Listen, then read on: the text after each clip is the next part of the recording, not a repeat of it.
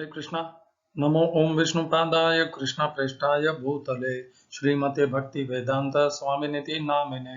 हरे कृष्ण कृष्ण कृष्ण हरे हरे, हरे राम राम राम हरे हरे। श्रील ऐसी भक्ति वेदांत स्वामी प्रभुपाद की जय। आचार्य महात्मा गांधी जी की जय। भगवद गीता 2020 में आपका स्वागत है। आज की श्लोक संख्या 6 अध्याय का 26। ये पिछला श्लोक और ये श्लोक एक दूसरे से बहुत ज्यादा संबंधित और जुड़े हुए हैं। मैंने इन श्लोक की चर्चा भिन्न भिन्न इसलिए रखी ताकि समय का अभाव हो जाता है, दोनों को साथ में जोड़ लेते हैं। तो कल हमने चर्चा की थी, उसका पुनर्कथन कर लेते हैं। भगवान ने कहा धीरे धीरे प्रयत्न करते हुए क्रमशः बुद्धि को संसार के विषय वस्तु पदार्थों से ऊपर ले जा करके उसे दृढ़ता पूर्वक आत्मशक्ति के द्वारा बुद्धि के अधीन करो। आत्मसंस्थम मन कृत्वा, मन को अपनी बुद्धि के अधीन। आत्म शब्द यहाँ पर दूसरी पंक्ति में बुद्धि के लिए है। आत्मसंस्थम बुद्धि के मन को बुद्धि के द्वारा नियंत्रित करके और कहीं भी किसी प्रकार का विचार चिंता नहीं करना है। ये भगवान ने पहले प्रथम बताया कि किस प्रकार मन को नियंत्रित करना है। मन को हटाना पड़ेगा, उसे नियंत्रित करना पड़ेगा, बुद्धि के शरण में अधीन करना पड़ेगा। हमने चर्चा की थी कंट्रोल ऑफ माइंड योगी शिवानंद के द्वारा, जिन्होंने अनेकों मार्ग बताए हैं। प्यार से, हठपूर्वक, दृढ़ता से और मन को डरा करके किस प्रकार अलग अलग उपायों से मन को वश में किया जाता है। और महात्मा गांधी जी ने मन को वश में किया सत्य का व्रत लेकर के। सत्य का व्रत अपने आप में मन को नियंत्रित करने के लिए बहुत ही सरल तथा अचूक उपाय है उसका। और यहाँ पर भगवान ने भी हमें बताया है किस प्रकार मन को नियंत्रित में करना है। मन को नियंत्रित करना आवश्यक है योग में सिद्धि के लिए, योग में सफलता के लिए। वह कर्म योग हो, भक्ति योग हो, ज्ञान योग हो, ध्यान योग हो, उसमें मन को नियंत्रित तो करना ही होगा।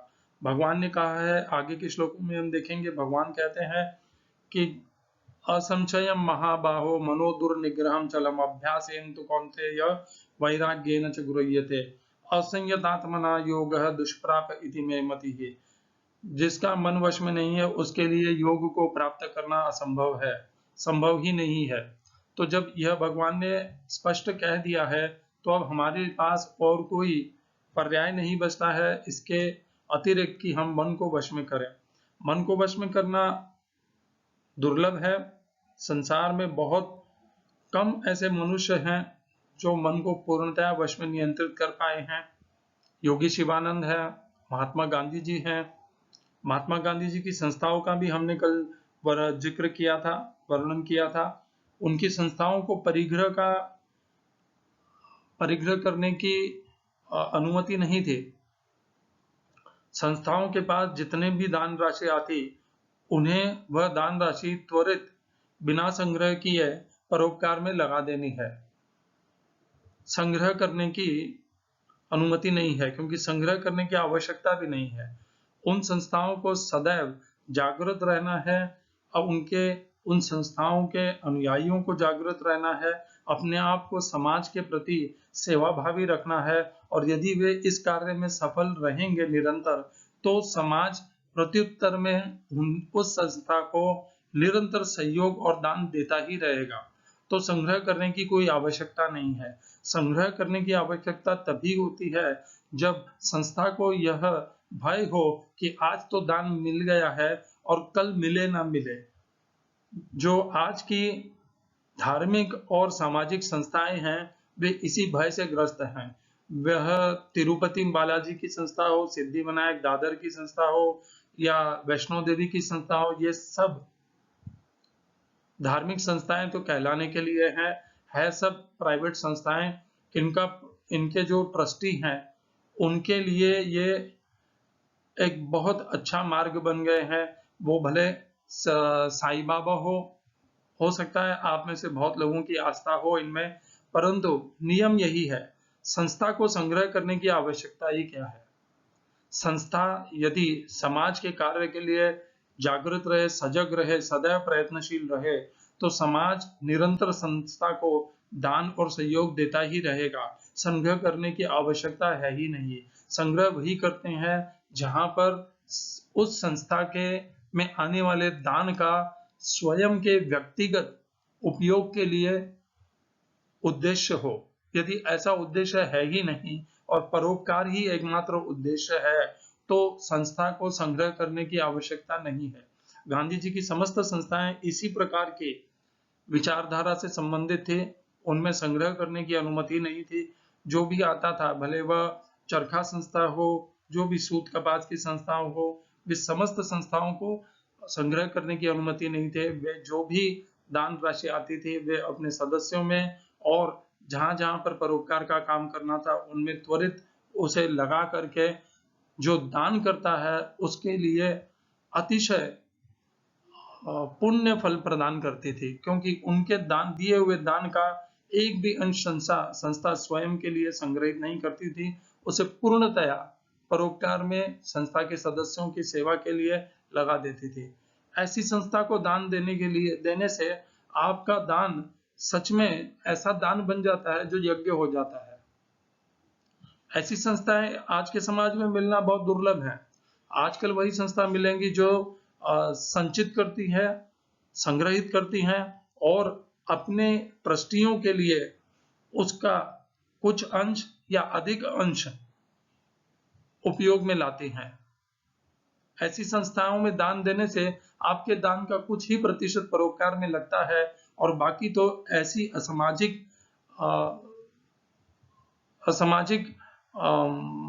विषयों में और असामाजिक प्रयोगों में लगता है कि उसका फल भी आप ही को भुगतना पड़ता है।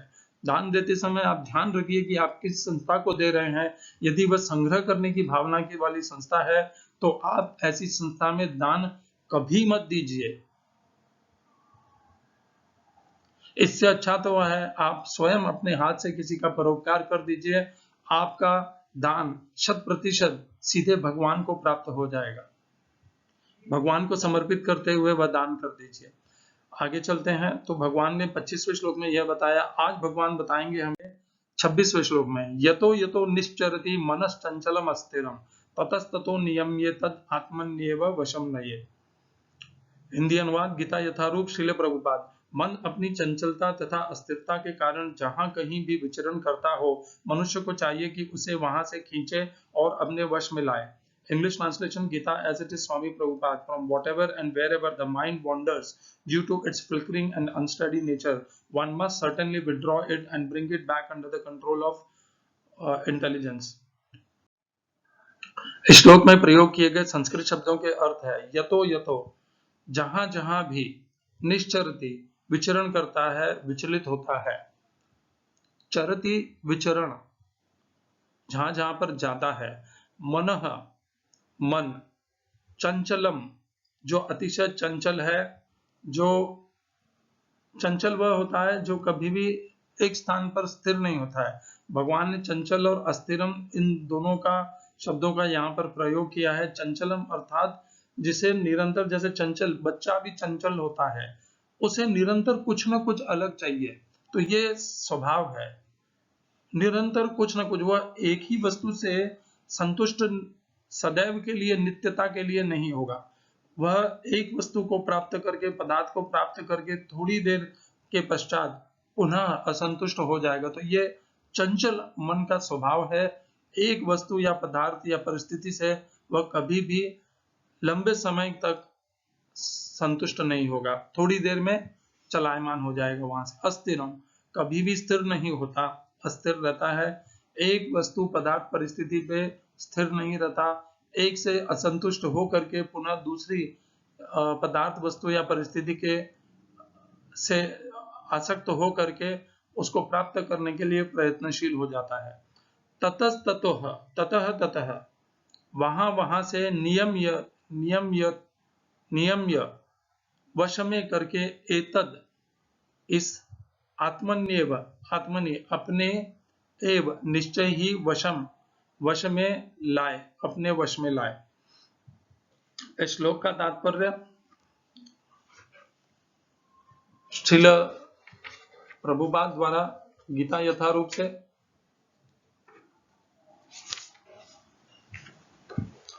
मन स्वभाव से चंचल और अस्थिर है, किंतु स्वरूप सिद्ध योगी को मन को वश में लाना होता है। उस पर मन का अधिकार नहीं होना चाहिए। जो मन को तथा इंद्रियों को भी वश में रखता है वह गोस्वामी या स्वामी कहलाता है, और जो मन के वशीभूत होता है वह गोदास अर्थात इंद्रियों का सेवक कहलाता है। गोस्वामी इंद्रिय सुख के मानक से भिज्ञ होता है। दिव्य इंद्रिय सुख वह है जिसमें इंद्रियां ऋषिकेश अर्थात इंद्रियों के स्वामी भगवान कृष्ण की सेवा में लगी रहती हैं। शुद्ध इंद्रियों के द्वारा कृष्ण की सेवा ही कृष्ण चेतना या कृष्ण भावनामृत कहलाती है। इंद्रियों को पूर्ण वश में लाने की यही विधि है। इससे भी बढ़कर बात यह है कि यह योगाभ्यास की परम सिद्धि भी है। ओम अज्ञानतिमिरन्धस्य ज्ञानाञ्जनशलाकया चक्षुरुन्मीलितं येन तस्मै श्रीगुरुवे नमः। एकं शास्त्रं देवकीपुत्रगीतम् एको देवो देवकीपुत्र एव एको मन्त्रस्तस्य नामानि यानि कर्माप्येकं तस्य देवस्य सेवा। हरे कृष्णा।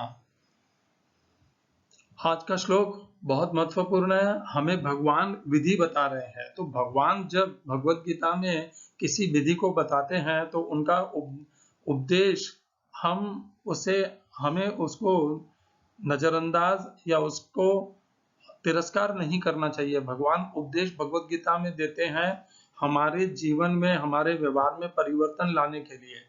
तो इस श्लोक में भगवान स्पष्टता से, सरलता से बताते हैं कि कैसे मन को नियंत्रण में लाना है। ठीक है, भक्ति योग में, नाम जप में नाम की महिमा है, इस बात में कोई भी संशय नहीं है कि नाम अत्यंत शक्तिशाली, बलशाली, प्रभावशाली है, दिव्य है, वह आपको परिवर्तित कर सकता है। परंतु नाम जप का शुद्ध होना, पवित्र होना आवश्यक है, और वह शुद्ध और पवित्र तभी हो पाएगा जब मन स्थिर होगा। तो नाम जप करते हुए भी हम ये नहीं कह सकते कि हमें मन को नियंत्रित करना आवश्यक नहीं है। मन तो तभी भी करना पड़ेगा। ऐसे बहुत से नाम को जपने वाले भक्त हैं जो नाम तो जपते रहते हैं परंतु संसार का मन ही मन स्मरण करते रहते हैं। इस प्रकार के नाम जप को कमजोर कहा जा सकता है। इसमें भगवान के प्रति भाव तो होता ही नहीं है, भाव तो संसार के प्रति होता है, और जिह्वा में भगवान का नाम होता है। जिस समय यह नाम भगवान का होता है जिह्वा पर, उस समय ना तो मन ना बुद्धि उससे जुड़ी हुई होती है, तो भाव ही नहीं होता है। ऐसे है जैसे एक टेप रिकॉर्डर बज रहा है परंतु उसको कोई सुन नहीं रहा है। तो जब नाम जप करते हैं तब समझिए कि यहाँ से उच्चारण हो रहा है और यहाँ से उसे श्रवण करना है। यदि श्रवण करने में नहीं किया और केवल उच्चारण करते गए तो मन कहीं और चला जाएगा। तो मन को नाम में स्थिर रखने के लिए उसका निरंतर श्रवण करना आवश्यक है। एक एक अक्षर को स्पष्टता से श्रवण करना है। ऐसे नहीं कि महामंत्र है उसके दो नाम सुन लिए, बाकी के नाम अपने आप ही हो जाएंगे, ऐसे नहीं होगा। हरे कृष्ण कृष्ण कृष्ण हरे हरे, हरे राम राम राम हरे हरे। पूरे 16 मंत्र का यह जो मंत्र, 16 नामों का यह जो महामंत्र है, इसके एक एक शब्द को ध्यान पूर्वक लयबद्ध होकर के सुनना है, स्पष्टता से सुनना है और स्पष्टता से उसका उच्चारण भी करना है। धीरे नहीं करना है, गति से करना है, क्योंकि धीरे करेंगे तो आपका मन अवश्य ही चलायमान हो जाएगा और संसार में चला जाएगा। क्योंकि शीघ्रता से करने के लिए स्वयं को सचेत रहना पड़ता है, जागृत रहना पड़ता है, और आपको नियंत्रण में रहना पड़ता है। जैसे कहते हैं गाड़ी चलाते समय वाहन चालक की, ड्राइवर की सीट पे पूर्णतया सचेत होकर के बैठना पड़ता है, वैसे ही इस नाम जप की गाड़ी को चलाने के लिए आप सचेत तभी होंगे जब इस गाड़ी को आप थोड़ी तीव्रता से करेंगे। जब आप धीमी गति से करेंगे तो आप लापरवाह हो जाएंगे, ऐसी संभावना बहुत अधिक है। तो यहाँ पर भगवान कहते हैं यतो यतो निश्चरित, भगवान कहते हैं मन का स्वभाव है, ये बाहर जाएगा क्योंकि यह एक वस्तु पदार्थ परिस्थिति से चंचल है, कभी भी संतुष्ट नहीं होगा। एक क्षण के लिए ये धन का स्मरण करेगा, दूसरे क्षण में परिवार के लोगों का स्मरण करेगा, तीसरे में आने वाले जो समय है उसका स्मरण करेगा, फिर कुछ भय का स्मरण करेगा। इस प्रकार निरंतर एक से दूसरे के ऊपर जाता रहेगा, चंचल रहेगा, अस्थिर रहेगा। तो चंचल और अस्थिर ये भाव मन के सभी के, मन जिसका भी है, मन प्राणी का सबका यही भाव है। यहाँ पर यह ध्यान रखिए, 7वें अध्याय में भगवान बताते हैं भूमि आप अनल वायु खम मनो बुद्धि रेवच अहंकार मितेयम में भिन्ना प्रकृति अश्रुता। तो ये भगवान की अपरा प्रकृति है मन। अपरा प्रकृति अपरा साधनों के प्रति ही अत्यधिक आसक्त रहती है। अपरा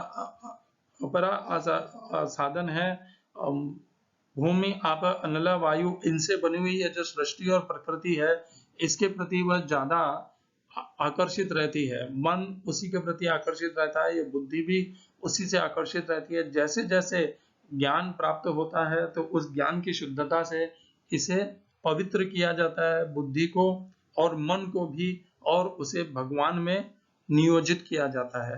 तो ये मन बाहर जाएगा, इसे वहां से हटा करके भगवान में लगाना होगा। केवल नियंत्रण कर करके उसको स्थिर कर लेना पूर्णता नहीं होगी। मन को स्थिर करने का उद्देश्य है कि भगवान की नाम में, भगवान की भक्ति में हम स्थिर हो जाएं। 6ठे अध्याय का 47वां आखिरी श्लोक इस अध्याय का, योगी नाम अभी सर्वेशाम मदगतेन अंतरात्मना श्रद्धावान भजते यो माम सामे युक्त तमामतः। वही योगी श्रेष्ठ है जिसने अपने मन में मुझे धारण कर लिया है, मुझे अर्थात भगवान श्री कृष्ण को धारण कर लिया है, और जो नित्य श्रद्धा पूर्वक मेरा भजन, मेरी सेवा करता है, वही श्रेष्ठ है। यह भगवान का मत है, भगवान श्री कृष्ण का मत है। तो केवल मन को नियंत्रित नहीं करना है, उसे भगवान में भी नियोजित करना है। परंतु भगवान इस अध्याय में मुख्यतया मन को कैसे नियंत्रित करना है वह बताएंगे, और इस अध्याय के आखिरी में बताएंगे कि नियम करके उसे भगवान में लगाना है, और कैसे लगाना है उसके लिए भगवान 7वें अध्याय से लेके 12वें अध्याय तक अपनी योग और विभूति शक्तियों का विस्तार पूर्वक वर्णन करेंगे, ताकि हमारा मन भगवान में स्थिर हो जाए और प्रकृति से विमुख हो जाए, हम भगवान के प्रति आकर्षित हो जाएं और प्रकृति के वस्तु पदार्थों से हम उपराम हो जाएं। ततस्ततो नियम ये तद आत्मन्येव वशम नयेत्। यहाँ पर ये जो आत्मन शब्द है यह बुद्धि के लिए है, क्योंकि मन को बुद्धि के द्वारा नियोजित किया जाता है। तस्मात् त्वमि इंद्रियाण्यदौ नियम ये भरतर्षभ पापमानं प्रजहीयनं ज्ञान विज्ञान नाशनम।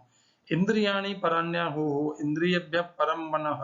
इंद्रियों से परम है मन।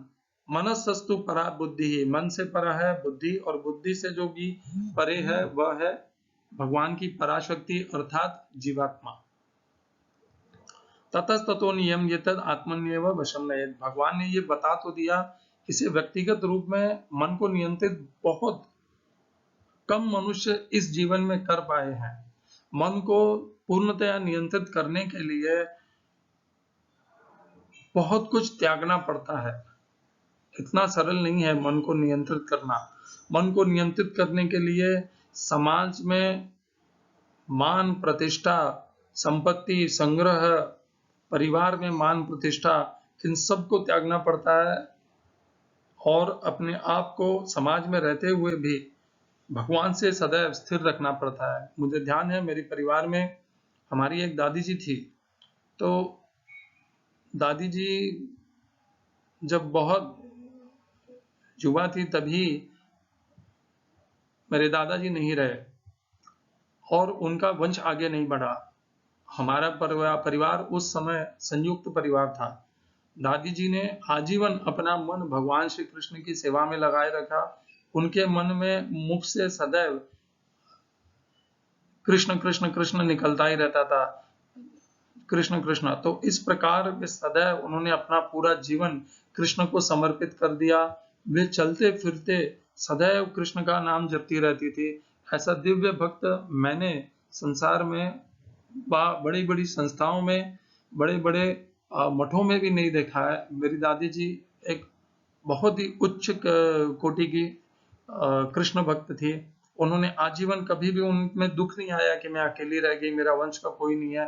वे कृष्ण की सेवा में सुखी रहती थी और हमारा जो संयुक्त परिवार था, बाकी के सदस्यों में सबको बराबर सम्मान देती थी। परिवार में जब भी कोई क्लेश होता था, आपस में मतभेद होता था, तब वह उसमें कभी नहीं पड़ती थी। वह कहती थी मेरे लिए सभी समान है, मेरे लिए कोई भी विशेष नहीं है, तुम सब अपना अपने आप सल्टा लो। वह किसी के मतभेद में नहीं पड़ती थी। ये नहीं कि वह धर्म अधर्म नहीं जानती थी, परंतु वह ये परिवार के द्वंद्वों में अपना समय व्यर्थ नहीं गंवाना चाहती थी। अपनी आपको वह सदैव भगवान श्री कृष्ण की भक्ति में लगाए रखना चाहती थी और उनके लिए ये मतभेद भी एक व्यर्थ के प्रपंच थे। उन्हें यह स्वीकार ही नहीं था कि मनुष्य क्यों इस प्रकार मतभेद अपने आप में, अपने परिवार में ही मतभेद रखता है। तो ऐसी मेरी दादी जी अत्यंत दिव्य। हम भी वैसे हो सकते हैं, ज्यादा पढ़ी लिखी नहीं थी वे। उन्होंने सीधा साधा सरल जीवन जिया, कोई अभिलाषा नहीं, कुछ नहीं। वही सूती धोती चाहिए, बस भगवान की सेवा के लिए जितनी सामग्री चाहिए उतना मिल जाए तो बहुत है। संग्रह की कोई भावना नहीं, कुछ नहीं थी। उनमें कोई भी ऐसे विचार नहीं थे। जो कुछ भी था वो आजीवन इसी प्रकार उन्होंने 50-60 वर्ष अपने जीवन के ऐसे ही बिताए। भगवान श्री कृष्ण को अपने मुख में, मन में और बुद्धि में भगवान श्री कृष्ण की सदैव उन्हीं की शरण में रही और दिव्य रही। कहने का भाव मेरा यह है कि मन को आपके जीवन में भी अनेकों शोक, संताप, दुख, कठिनाइयां, संघर्ष, विपत्तियां, परिवार के सदस्यों के द्वारा दी हुई यातना सब आएंगे।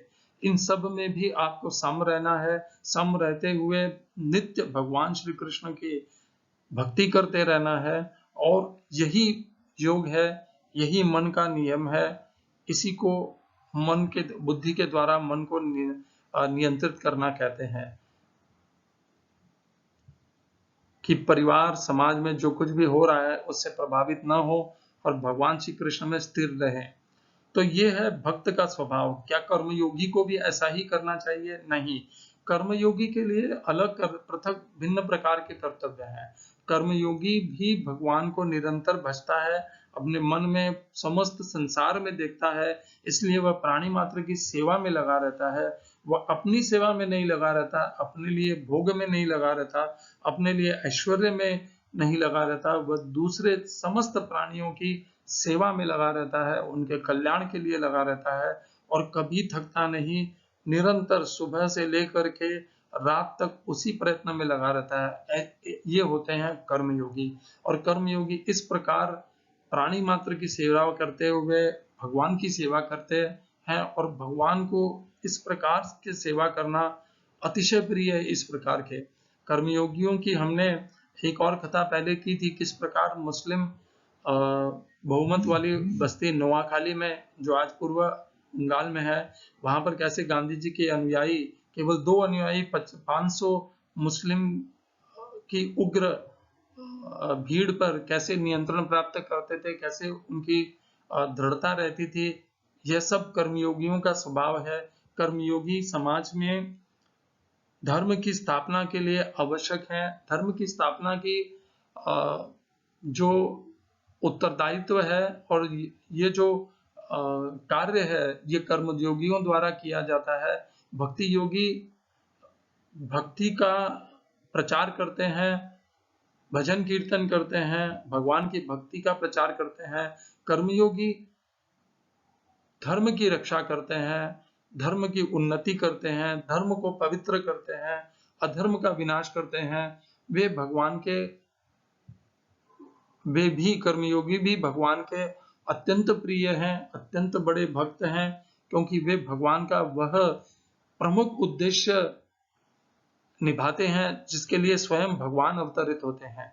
परित्राणाय साधूनां विनाशाय दुष्कृताम धर्म संस्थापनार्थाय संभवामि युगे युगे। ये जो भगवान का उद्देश्य है, कर्मयोगी इसी उद्देश्य को लेकर के अपना पूरा जीवन समर्पित कर देता है। भगवान के इसी उद्देश्य को जीने के लिए, सार्थक करने के लिए, छोटे सूक्ष्म रूप में या बड़े रूप में वह इस रूप को, भगवान के इस उद्देश्य को सार्थक करने के लिए अपना जीवन, अपना सामर्थ्य, अपना सुख, अपनी संपत्ति सब कुछ लगा देता है, ऐसे पूर्ण समर्पित भक्त को भगवान कैसे उसे अप्रिय मान सकते हैं? ये तो सोचकर भी मुझे आश्चर्य होता है कि कैसे भक्ति योगी के अनुयायी ऐसे कर्मयोगियों की निंदा कर सकते हैं, जो अपना सर्वस्व भगवान की सेवा में इस प्रकार लगा सकते हैं और स्वयं को कठिनाइयों में, संघर्षों में और भयंकर दुविधाओं में, मृत्यु आ जाए ऐसी समस्याओं में भी जो अडिग रहते हैं, भय रहित रहते हैं, अभय रहते हैं, भगवान के आश्रित रहते हैं, स्थिर रहते हैं, सम रहते हैं, समता में रहते हैं, ऐसे भक्तों को तो स्वयं भगवान उन्हें प्रिय हैं, भगवान उन्हें अपना प्रिय मानते हैं। तो हमें यह अधिकार ही नहीं है कि हम उन्हें निम्न कोटि का भक्त समझें। कर्मयोगी भगवान को अत्यंत प्रिय हैं। भगवान श्री कृष्ण भी कर्मयोगी ही हैं। इसी प्रकार यह श्लोक ज्ञान योग में भी उतना ही मूलभूत आधार रखता है, क्योंकि ज्ञान योगी भी यदि मन को नियंत्रित नहीं करेगा तो वह ना तो ध्यान योग में सफल होगा, न अपने अभ्यास के अध्ययन में, शास्त्रों के अध्ययन में सफल होगा। इन दोनों में सफलता का एक ही उसके लिए कुंजी है, और वह है मन को नियंत्रित करके अपनी समस्त सामर्थ्य और शक्ति से ध्यान योग और शास्त्रों का अध्ययन करना। यह है ज्ञान योग की पद्धति। सांख्य योग का आचरण करना, अपने आप को शरीर से पृथक जीवात्मा समझना, इस प्रकार सदैव एक ज्ञान युक्त जीवन जीना, संसार के पदार्थ, वस्तु, परिस्थितियों से सदैव उपराम रहना, इस प्रकार यह जो ज्ञान योग की विधि है, सांख्य योग की यह जो विधि है, इसे ज्ञान योगी तभी निभा पाता है जब वह पूर्णतया मन को नियंत्रित कर लेता है। तो मन को तो नियंत्रित इन सभी प्रकार के योग के मार्गों में करना अवश्यंभावी है, और भगवान ने कैसे करना है वह यहाँ पर इन श्लोकों में बताया है, और आगे आने वाले श्लोकों में भी भगवान बताएंगे कि इस प्रकार जब योगी मन को नियंत्रित कर लेता है तो वह कैसा आचरण करता है, भगवान वह भी आगे बताने वाले हैं। और वह आचरण भी सभी मार्ग के अनुयायियों के लिए है। कुछ गीता के अनुवादों में ऐसा है कि वह केवल ज्ञान योगियों के लिए, ध्यान योगियों के लिए है, ऐसा नहीं है। वह जो व्यवहार है, वह जो आचरण है, वह हर मार्ग के अनुयायियों के लिए वही आचरण है। भगवान ने उसे ध्यान योगियों के लिए विशेषतया नहीं कहा है ऐसा। मन को नियंत्रित करने की इस कला को अपनाइए। आपका मन जब बाहर जाता है तो अपनी बुद्धि के द्वारा मन को समझाइए कि हे मन, इसे तो हमने कल भी ग्रहण किया था, पहले भी अनेकों बार ग्रहण कर चुके हैं, अब और ग्रहण करने से क्या नया सुख प्राप्त होने वाला है, नहीं समझ में आ रहा, इसलिए आ जाओ, अपने योग के मार्ग में लग जाओ, अपने आसक्तियों को, कामनाओं को त्याग करके दिव्य और सात्विक आसक्ति और कामनाओं को उत्पन्न करो, उनके मार्ग पर चलो और उनको अपने व्यवहार में लाओ। इस प्रकार मन को निरंतर समझाना है, प्यार से, दंड दे करके, फुसला करके, जैसे भी हो, जो भी साधन आपको सही लगे, परंतु मन को तो नियंत्रण में लाना ही होगा। हरे कृष्णा। श्रील ऐसी भक्ति वेदांत स्वामी प्रभुपाद की जय। आचार्य महात्मा गांधी जी की जय। इसी श्लोक से संबंधित दो और श्लोक हैं जो हमने पहले किए हैं इसी अध्याय में। उद्धरेद आत्मना आत्मानम नात्मानम अवसादयेत आत्मैहि आत्मनो बंधुः आत्मैव रिपुरात्मनः। उद्धरेद आत्मना आत्मानम न आत्मानम अवसादयेत। मनुष्य को चाहिए कि अपने मन की सहायता से अपना उद्धार करे, अपने आप को नीचे न गिरने दे। यह मन ही बद्धजीव का मित्र भी और शत्रु भी। जब हम मन को नियंत्रित कर लेते हैं तब वह हमारा मित्र होता है, और जब नियंत्रित नहीं कर पाते हैं तब वह हमारा शत्रु होता है। हम अपना उद्धार तभी कर पाएंगे जब यह मन हमारे नियंत्रण में होगा, नहीं तो यह मन हमारे पतन का कारण बन जाएगा। न आत्मानम अवसादयेत, उसे गिरने न दें। हमें गिराने वाला कौन है? यह मन ही है, और हम इसे नियंत्रित करके ही अपना उद्धार कर पाएंगे। तो यदि कोई व्यक्ति यह सोचे कि वह योग में सिद्ध योग में सफलता प्राप्त कर लेगा मन को नियंत्रित किए बिना, तो वह संभव ही नहीं है। योग में हमारी प्रगति, हमारा उद्धार, हमारा कल्याण इसी पर निर्भर करता है कि हम कितने मात्रा में मन को नियंत्रण में किया है। एक और श्लोक है 6ठे अध्याय का 17वां श्लोक, युक्ताहार विहारस्य युक्त चेष्टस्य कर्मसु युक्त स्वप्न अवबोधस्य योगो भवति दुःखः। तो ये जो योग है, इसमें अधिक खाने वाला, कम खाने वाला, अधिक मनोरंजन करने वाला और अधिक सोने वाला, अधिक जागृत रहने वाला, उन लोगों के लिए यह योग नहीं है। और जो व्यर्थ के प्रयत्नों में लगा रहता है, कर्मों में लगा रहता है, उनके लिए भी यह योग नहीं है। यह योग उन्हीं के लिए है जो अपने आप को पूर्णतया नियंत्रित कर सकते हैं, अपने भोजन को अर्थात प्रसाद को, अपने व्यवहार को, अपनी वाणी को, अपने मन को, अपने उद्देश्य को, अपने जीवन के अपने समस्त सामर्थ्य को, आत्मशक्ति को, इन सब को जो नियंत्रित कर सकता है, अपने आप को पूर्णतया दृढ़ रख सकता है, यह योग उसी के लिए साध्य है, यह योग उसी के लिए सफलता बनेगा। जब तक इस प्रकार की दृढ़ता, अपने आप पर नियंत्रण करने की आत्मशक्ति, धैर्य, यह जागृत नहीं होगी, तब तक यह योग प्राप्त हो पाना संभव ही नहीं है। क्यों? क्योंकि मन नियंत्रित नहीं हो पाएगा। मन को नियंत्रित करने के लिए मनुष्य को अपना आचरण, अपने अंदर पवित्रता, शुद्धता सब कुछ लानी होगी। येषां त्वन्तगतं पापम जनानां पुण्य कर्मणाम, जिनके समस्त पापों का नाश हो गया और जिनके पुण्य फल उदय हो गए हैं, ते द्वंद्व मोह निर्मुक्ता, वे ही द्वंद्वों के मोह से मुक्त होते हैं।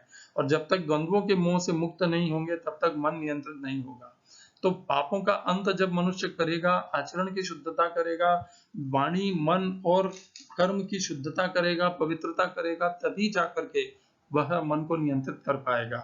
आप ये मत समझिए कि मैं यदि एक तरफ से पाप कर्म करता रहूं और दूसरी तरफ से यदि पुण्य यज्ञ दान तप करता रहूंगा तो मैं सफल हो जाऊंगा, ऐसा कभी नहीं होगा। पूर्णतया 100% मन, वाणी, शरीर और इंद्रियों के द्वारा किए गए समस्त कर्मों को पवित्र शुद्ध बनाना होगा, व्यवस्थित करना होगा, व्यवहार को, अपने उद्देश्य को, सब कुछ व्यवस्थित करना होगा। आचार विचार, आहार, मनोरंजन, जो कुछ भी हम सोचते हैं, जो हमारे प्रिय है, प्रीति है हमारी, जैसे उन सबको शुद्ध और पवित्र करना होगा, तभी जाकर के ये मन नियंत्रित होगा। हरे कृष्णा। श्रील ऐसी भक्ति वेदांत स्वामी प्रभुपाद की जय। आचार्य महात्मा गांधी जी की जय।